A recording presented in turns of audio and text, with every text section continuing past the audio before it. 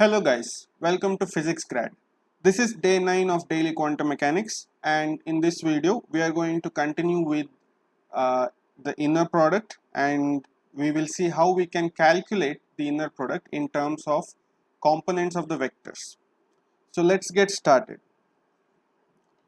So the main thing that we are going to learn in this video is to basically calculate how we calculate the number returned by the inner product.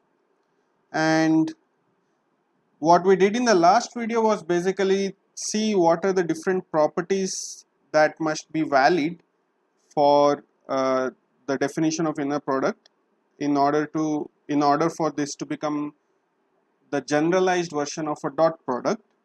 And we will end the video with a simple example, and we will go into more tricky examples in the next video. So that's the plan. So first, before we start, just a quick recap slides. I have a couple of recap slides. You can just pause it and go over it quickly. So this is the first recap slide, and this is the second recap slide from the last video. So now we begin the topic for this video. So the main topic for this video is to basically calculate the inner product given a vector space of some dimension, and we will see how to do this. So we know that for the case of dot product between two arrows A dot B, this result is going to be always a real number,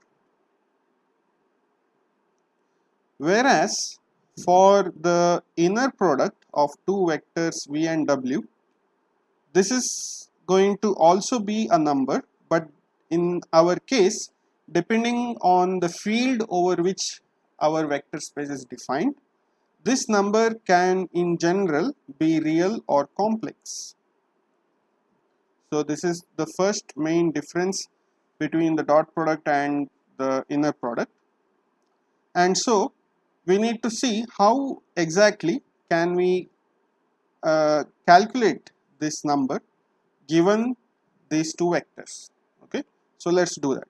So for this, first we consider a vector space V, and we take two vectors, any two vectors in this vector space, and we know that given a vector space we can always choose n number of linearly independent vectors provided the vector space has a dimension n, and this set of linearly independent vectors form what is known as the basis for this vector space.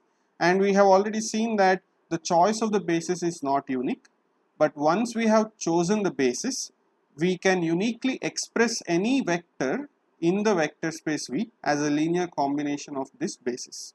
Okay, so V is an n-dimensional vector space. That means the basis set is going to be consisting of n linearly independent vectors, and that's what is shown here. So as we have already seen, once we have a basis set, we can express any vector in the vector space V as a linear combination of the basis vectors. So once we have made the choice of the basis vector, this linear combination is going to be unique for a given vector, and that is what is shown in these two summations over here. So the vector V is written as a linear combination of the basis vectors with the components represented by the numbers Vi, which can be real or complex, of course, depending on the field over which the vector space is defined. Similarly, we can expand W as a linear combination of the basis, but now it will have a different components. But these components are going to be unique, and we have already seen what we mean by basis and components in our previous videos. Moving on, so I have just expanded that summation to make it more clearer. Basically, it's a linear combination of the basis vectors, and V1, V2, dot dot dot Vn correspond to their components in this basis. Alright, cool. So now what we do is we basically go back to the properties of the inner product, these three properties, and we directly calculate what will be the form of the inner product in terms, especially when we expand each of these vectors as a linear combination of the bases, and that is what I have done here. So here V is being replaced by the linear combination given over here, but on the left hand side, and this W is being replaced by the linear combination represented here on the right hand side. And using the property, using basically these two results, we can expand this quantity as shown here. So basically I will show you how I have expanded for example, if you consider this multiplied or taking inner product with this guy. So basically we are taking inner product of this guy with this whole guy. Then what we get is that since this is in the left hand side, that we have to take the complex conjugate, and whatever is on the right hand side, it will come out as it is, and then we take the inner product between this and whatever is present over here. So that forms the first term here, and then we do the same thing for the second term. Again we have V1 conjugate times W2 here, and then the inner product between the basis vector 1 and basis vector 2, and we do it for each and every term in this expansion. So once we have that, we have an expression for the inner product of V and W in terms of the inner products between the basis vectors. So basically these guys here are nothing but the inner product between the basis vectors, right? Okay, so this is going to make our job a little bit easier, but not yet, because we still don't know how or what is the value returned by these inner products. So how do we calculate those inner products? And once we have the values of those inner products, we can then directly calculate the inner product between V and W. So our next job should be to basically calculate the inner product between the basis vectors. So that's what we will see now. So that is what I am saying here again. So we can calculate this expression only if we know the inner product between two basis vectors. And what is the only thing that we know about basis vectors? It's the fact that any two basis vectors must be linearly independent by definition, and that's it. But if we had to impose another condition on the basis vectors such that the basis is orthonormal. Once again, what do we mean by orthonormal basis? So basis vectors which have unit norm and which are pairwise orthogonal, or in other words, for them to be orthogonal, if the two basis vectors are different, their inner products must be 0. So if we are able to choose an orthonormal basis, then that is going to make our job much easier, because then the only terms that will survive in this expression is when I becomes equal to j, and whenever I is not equal to j, this becomes 0 because of the definition of orthonormal basis. So the question that we have to ask now is whether it is possible always to find a basis which is orthonormal given a vector space. And if we are able to do that, then we can easily calculate the inner product. So let's see if we can do that. So therefore, as we have seen, we can easily calculate the expression if we can choose the basis vectors in such a way that they are orthonormal. So the question is, given an n-dimensional vector space, is it always possible to form a set of basis vectors that is orthonormal? Because if we can't do this, then we'll have to find some other way of calculating this guy. If they are orthonormal, then we can easily calculate this guy using this relation by the definition of orthonormality. And the answer to this question is indeed yes, and The reason for that is because of something known as Gram-Schmidt theorem, which basically says the following. So what the theorem says is that given we have a linearly independent basis for the vector space, we can always form a linear combination of these basis vectors to obtain an orthonormal basis. So let's just for a minute understand what this means. So if we have some basis, say I will take 4-dimensional vector space for example. So if this is some random non-orthonormal basis, let's say. So these 4 vectors are just linearly independent of each other, and what this theorem is saying is basically we can then find another basis which I call 1, 2, 3, 4, which are linear where basically each of these basis vectors are linear combinations of these initial choice of basis vectors, such that these basis now becomes orthonormal. So basically the theorem says that provided we get a basis for a vector space, we can always transform this basis into an orthonormal basis by writing each of these vectors in the new basis as a linear combination of the vectors of the old basis. So that means I can write 1 as some coefficient C1a plus C2b plus C3c plus C4d, and similarly I can write 2 as some B1a plus B2b and so on, similarly for 3 and similarly for 4.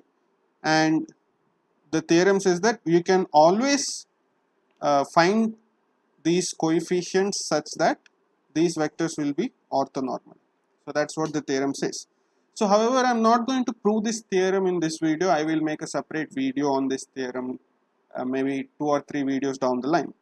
So we will see the proof of this theorem a little bit later, but now you just believe me that it is always possible to find an orthonormal basis provided vector space. Okay, so that's what I have written here. So therefore, given a vector space V with some dimension n, it is always possible to choose a basis such that they are orthonormal.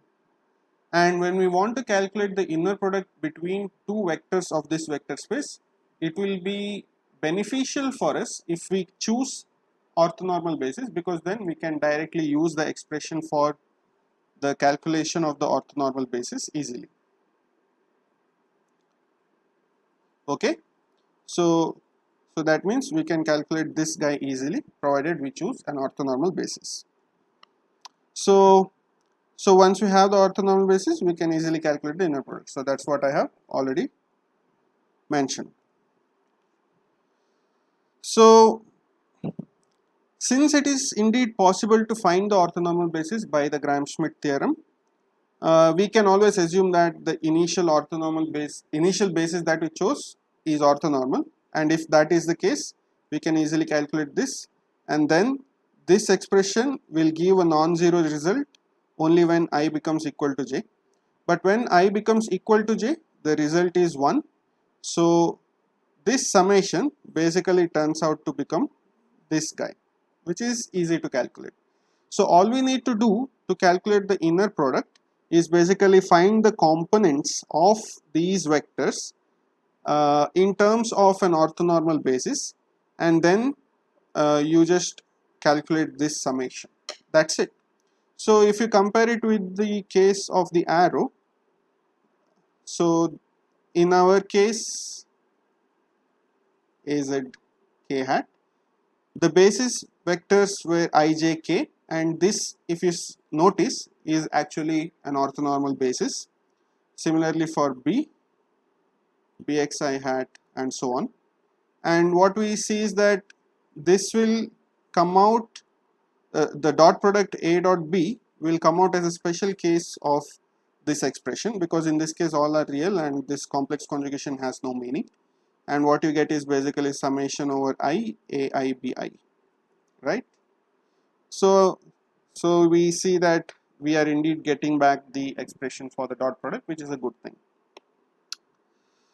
So the general procedure to calculate the inner product is as follows. So we basically use the Gram-Schmidt theorem to find an orthonormal basis, and once we have an orthonormal basis, we express the two vectors in terms of this basis, so we get the components, and then we just calculate this summation, which basically consists of the component values.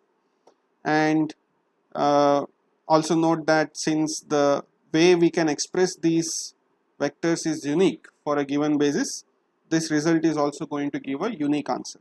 Okay, so you can't have two different answer if we for a given basis if when we calculate the inner product. So that's what I wanted to say. Another way of expressing the same result is by product of matrices, as shown in this expression. And note that this has nothing to do with the vector space which consists of matrices.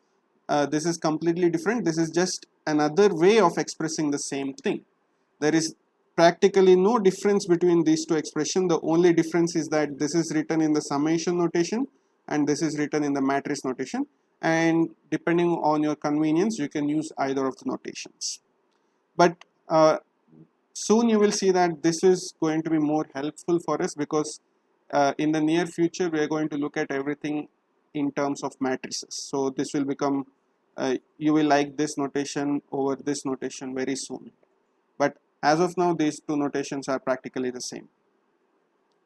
And also note that if we take the inner product with of the vector with itself, we get this expression, which is basically sum of square or magnitude square of the vectors, so a vector component. So this is always going to be a number which is greater than or equal to 0, which is also another property which we have seen.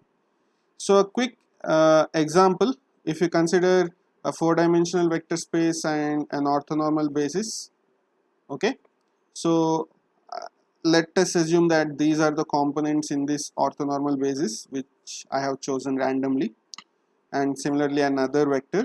So if you take this and calculate the inner product, I have done it using the matrix notation because I like this notation.